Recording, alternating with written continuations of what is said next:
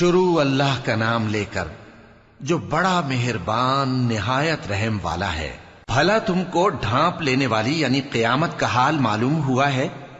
اس روز بہت سے چہرے یعنی لوگ ذلیل ہوں گے، سخت محنت کرنے والے تھکے ماندے دہکتی آگ میں داخل ہوں گے۔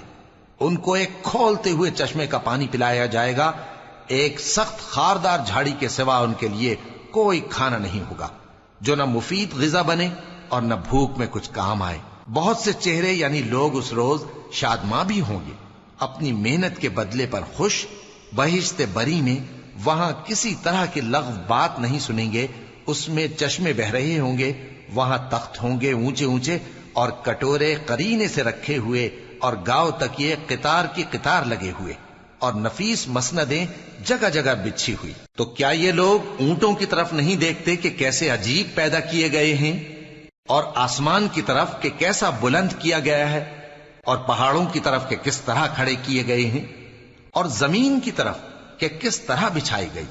پس اے نبی صلی اللہ علیہ وآلہ وسلم، تم تو نصیحت کرتے رہو کہ تم نصیحت کرنے والے ہی ہو، تم ان پر داروغہ نہیں ہو۔